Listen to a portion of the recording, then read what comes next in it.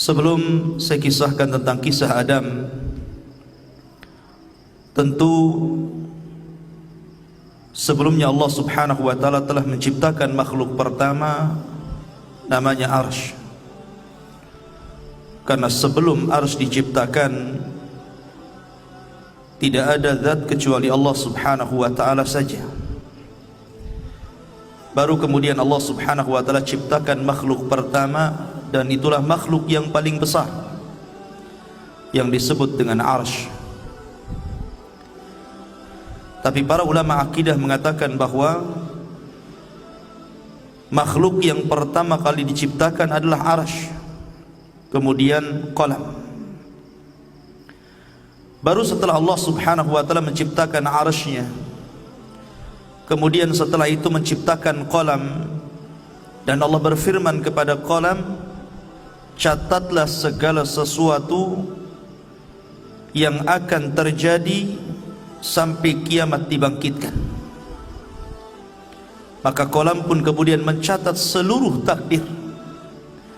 Tidak ada satupun kecuali berdasarkan takdir Allah Subhanahu wa taala. Kemudian setelah qalam tidak lagi mencatat karena kehabisan tinta dan telah kering, maka catatan itu diletakkan di Lauhil Mahfuz, yang kemudian Allah Subhanahu wa taala memerintahkan para malaikat untuk menjaganya. Dari sinilah kemudian Allah Subhanahu wa taala menciptakan langit dan bumi, dimulai dari hari Ahad dan diakhiri pada hari Jumat. Hanya 6 hari: Ahad, Senin, Selasa, Rabu, Kamis, Jumat.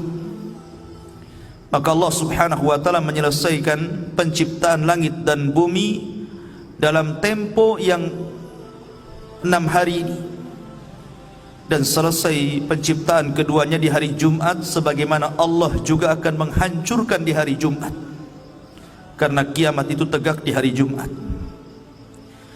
Barulah kemudian Allah Subhanahu wa taala menciptakan makhluk-makhluk yang lainnya, gunung, sungai, pohon, dan begitu seterusnya.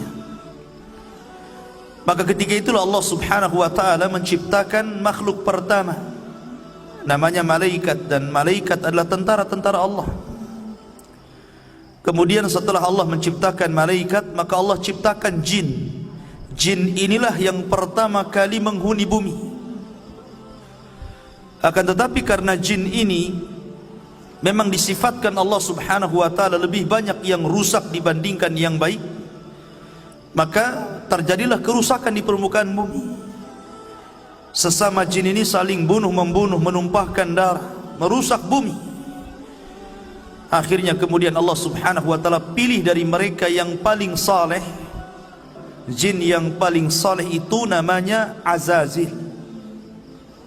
Maka kemudian Azazil inilah yang kemudian diutus oleh Allah Subhanahu wa taala, kemudian dibekali dengan tentara malaikat untuk memperbaharui jin-jin yang ada di permukaan bumi, sehingga jin-jin yang jahat itu ditangkap, kemudian dilemparkan ke beberapa tempat di permukaan bumi.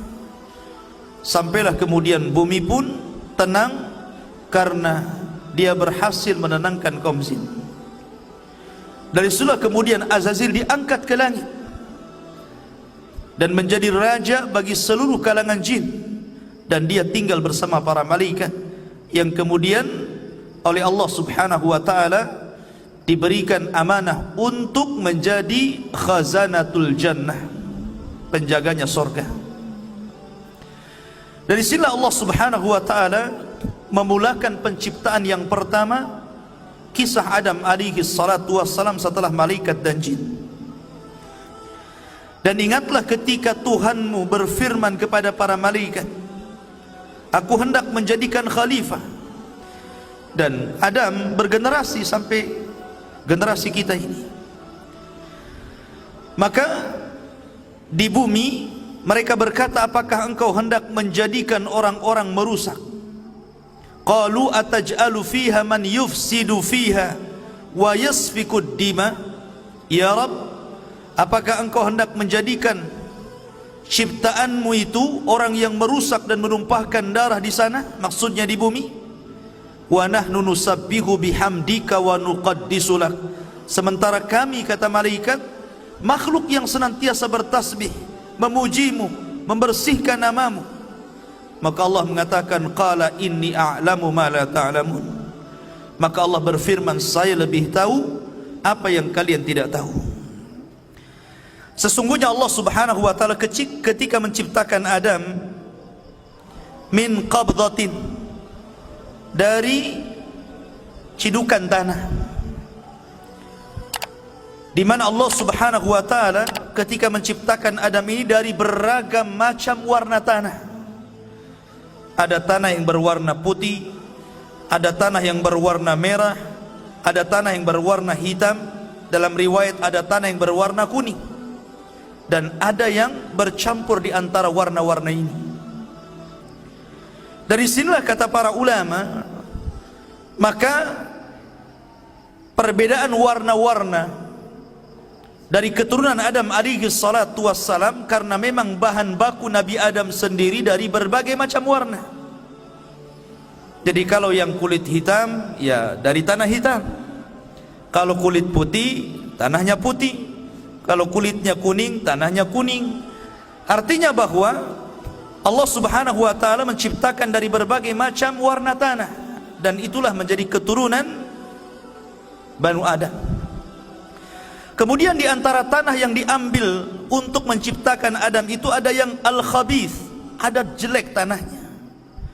Wat-tayyib, ada tanah yang baik. Was-sahlu, ada yang mudah diambil. Wal-haznu, ada yang susah. Dan ada yang bercampur semuanya. Dari sini pula kemudian di antara turunan Adam ada yang jahat, ada yang baik, ada yang keras kepala, ada yang muda, ada yang lembut, begitu kan? Jadi semua ini prosesnya kembali kepada proses ketika Allah menciptakan Adam alaihi salatu wassalam. Di antara kisah pengambilan tanah itu, Allah subhanahu wa ta'ala pertama kali mengutus malaikat Jibril. Jadi Allah itu utus malaikat Jibril untuk mengambil tanah yang ada di bumi.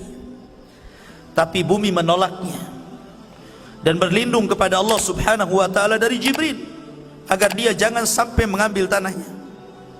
Akhirnya Jibril pun tidak bisa dan kembali kepada Allah. Kemudian Allah subhanahu wa ta'ala mengutus Mikail. Sama bumi pun berlindung kepada Allah dari Mikail dan tidak diizinkan untuk mengambil tanahnya.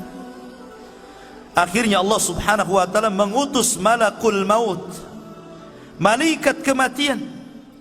Ketika kemudian bumi berlindung kepada Allah subhanahu wa ta'ala, maka malaikat maut pun mengatakan, wa ana a'udzu billahi an arji, sebagaimana engkau berlindung kepada Allah agar aku tidak mengambil tanahmu, maka aku pun berlindung kepada Allah, aku tidak akan kembali kepada Allah sampai ku ambil tanahmu.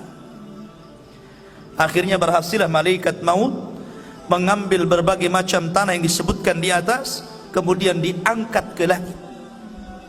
Dari tanah ini kemudian akhirnya Allah subhanahu wa ta'ala menciptakan dengan kedua tangannya. Dan ini ada hikmah kenapa Allah ciptakan Adam dengan tangannya, supaya iblis tidak bisa sombong di hadapan Adam. Karena iblis tidak diciptakan dengan tangan Allah. Iblis itu diciptakan dari ujung nyala api. Maka kemudian ketika Allah subhanahu wa ta'ala menciptakan Adam, Allah mulai membentuk Adam alaihi salatu wassalam dengan sebaik-baik bentuk yang tidak sama dengan makhluk yang lainnya. Sesungguhnya Allah menciptakan manusia itu sebaik-baik bentuk. Lah ketika Allah subhanahu wa ta'ala mulai menciptakan Adam alaihi salatu wassalam, dibentuknya sedemikian rupa, maka Allah subhanahu wa ta'ala membiarkan Adam yang belum ada ruhnya itu. Ada yang mengatakan selama 40 tahun dibiarkan, artinya sampai betul-betul mengering. Lah dari sinilah kemudian ketika malaikat melihat Allah subhanahu wa ta'ala menciptakan makhluk yang gharib bagi mereka, aneh bagi mereka, Disinilah malaikat datang menghadap Allah dan mengatakan, ataj'alu fiha man yufsidu fiha wa yasfikud dima wa nahnu nusabbihu bihamdika wa nuqaddisulah. Ya Rabb, apakah engkau akan mengulang 2 kali menciptakan makhluk yang akan merusak bumi, menumpahkan darah, sementara kami adalah makhluk yang terus bertasbih memuji kamu? Kenapa malaikat ngomong seperti ini? Karena malaikat punya pengalaman dengan bangsa jin. Sebelum Adam diciptakan, Allah menciptakan jin.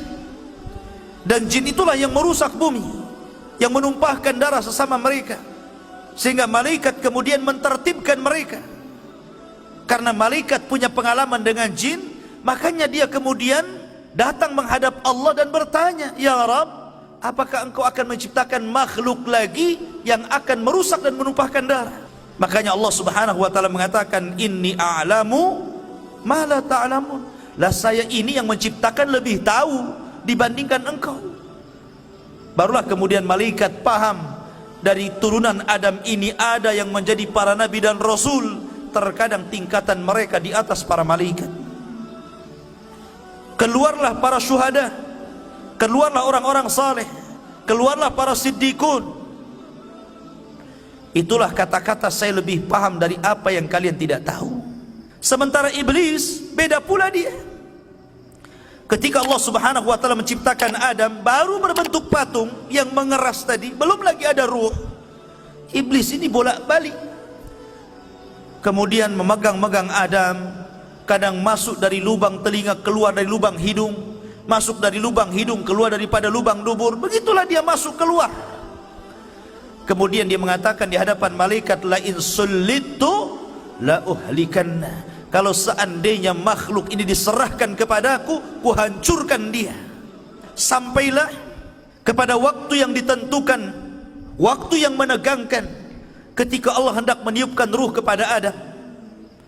Maka Allah subhanahu wa ta'ala memerintahkan kepada para malaikatnya agar berkumpul. Bagaimana Allah subhanahu wa ta'ala akan membuat peristiwa baru tentang munculnya makhluk baru yang namanya Adam alaihi salatu wassalam. Mulailah kemudian Allah subhanahu wa ta'ala meniupkan ruh kepada Adam alaihi salatu wassalam. Baru saja ruh itu kemudian sampai di tenggorokan, maka Adam alaihi salatu wassalam tiba-tiba bersin. Maka malaikat mengatakan, qul alhamdulillah. Maka kemudian Adam pun diperintahkan mengucap alhamdulillah. Maka ketika Allah mendengar Adam memuji Allah, maka Allah pun berfirman, yarhamuka rabbuk, Rabbmu telah merahmatimu. Ma'asyiral muslimin yang dirahmati Allah subhanahu wa ta'ala. Kemudian ketika ruh terus masuk ke dalam jasad Adam alaihi salatu wassalam, dan mata pun sudah mulai melihat, rupanya Adam alaihi salatu wassalam berada di sorga.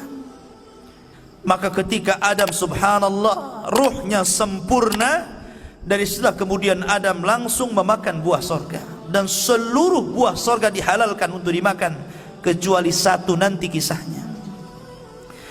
Maka ketika Adam alaihi salatu wassalam sempurna menjadi manusia, birruhi wal jasad, ada ruh ada jasadnya, disitulah Allah subhanahu wa ta'ala memerintahkan malaikat untuk sujud kepada Adam. Maka Allah subhanahu wa ta'ala menggambarkan bagaimana malaikat ini tunduk patuh akan perintah Allah dan menghormat kepada Adam. Allah mengatakan, fasajadal malaikatu kulluhum ajma'un. Seluruh malaikat, bayangkan, tidak ada satupun malaikat yang luput. Seluruh malaikat sujud kepada Adam. Rupanya dari seluruh malaikat ini ada satu makhluk, dia berdiri saja, dia tidak mau sujud, bahkan dia cenderung sombong. Kemudian makhluk ini ditanya oleh Allah subhanahu wa ta'ala, lima Kenapa engkau tidak sujud lima khalaqtu biyadai, terhadap makhluk yang aku ciptakan dengan kedua tanganku? Maka mulailah kemudian makhluk ini dia mengatakan, ya Rabb, saya kan lebih baik daripada dia. Aku diciptakan dari api, sementara dia dari tanah. Dari situlah kemudian Allah subhanahu wa ta'ala marah kepada iblis. Subhanallah, inilah maksiat pertama yang ada di langit, yang dilakukan oleh iblis kepada Allah subhanahu wa ta'ala, menolak perintah Allah subhanahu wa ta'ala. Maka dari sinilah kemudian Allah melaknat iblis, melaknat selaknat-laknatnya, marah semurka-murkanya. Hai iblis, keluar kau dari sorga, engkau kukutuk. Akhirnya kemudian iblis pun dikeluarkan dari sorga dan diusir ke dunia, dikembalikan kepada asal penciptaannya, jin. Karena jin itu memang tabiatnya jahat, maka Allah kembalikan iblis ke asal penciptaannya, jin. Iblis itu bagian daripada jin yang melakukan kefasikan kepada perintah Rabbnya. Kemudian setelah kemudian iblis diusir, maka Adam pun berjalan di sorga sendirian. Dan itulah kemudian ketika Adam alaihi salatu wassalam tidak nyaman hidup sendirian, kemudian dia pun tertidur. Tiba-tiba selepas bangun, di sampingnya ada perempuan. Dialah Hawa, diciptakan dari tulang rusuk yang paling bengkok dari tulang rusuk Adam alaihi salatu wassalam. Maka Allah subhanahu wa ta'ala ketika telah menciptakan Hawa, maka Allah pasangkan Hawa dengan Adam. Ketika itu Allah berfirman, uskun anta wa zaujukal jannah, masuklah wahai Adam, ajak istrimu ke dalam sorga, hiduplah di situ, makanlah sesukamu, tetapi wala taqraba hadhihi syajara, yang penting kau jangan dekat-dekat pohon ini saja. Tapi Adam lupa. Adam lupa dengan perintah Allah agar jangan makan pohon itu. Akhirnya kemudian Adam pun memakan pohon itu. Salah satu sebabnya Allah lupakan Adam akan perintah jangan mendekati pohon. Akhirnya dia pun mendekati pohon karena ada sebab lain, di mana iblis berhasil masuk ke dalam sorga. Dalam riwayat Israiliyat, iblis ini dia menunggang masuk ke dalam jalan darah ular. Iblis kan sudah diusir dari sorga, dia tidak bisa mungkin masuk ke dalam sorga. Tetapi iblis ini berhasil masuk sorga lewat masuk ke dalam tubuh ular itu. Apakah Allah tidak tahu? Allah tahu, nggak mungkin Allah nggak tahu. Tapi kenapa Allah biarkan iblis masuk ke dalam sorga? Sekali lagi karena ada hikmah di sini. Ada hikmah yang Allah subhanahu wa ta'ala kehendaki. Maka iblis pun berhasil masuk ke dalam surga. Maka kemudian dia pun menjelma sebagai manusia, karena memang iblis itu bisa tasyakul, jin itu bisa berbentuk siapapun sesuai kehendaknya. Dia bisa berbentuk manusia, sama dengan malaikat bisa tasyakul. Maka kemudian dia datang kepada Adam seolah-olah penasehat, seolah-olah orang baik, dan mengatakan, wahai Adam, kenapa Allah subhanahu wa ta'ala melarang tidak boleh mendekati pohon ini kecuali karena ada dua perkara.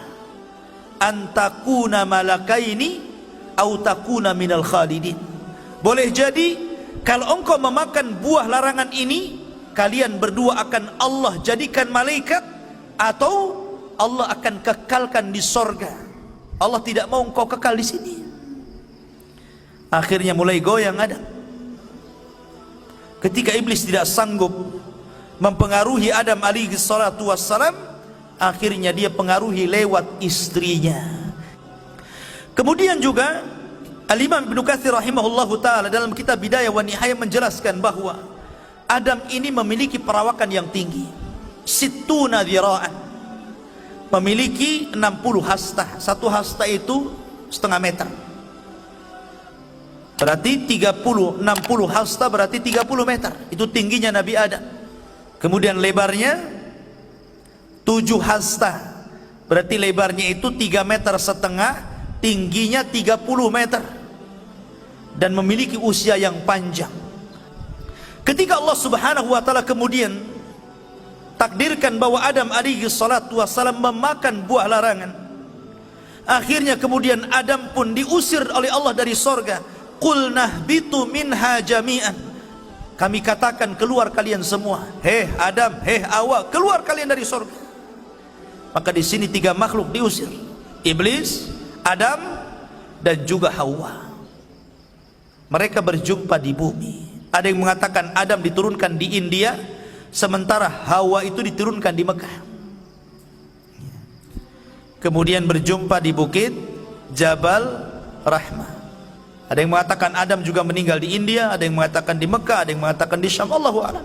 Ya.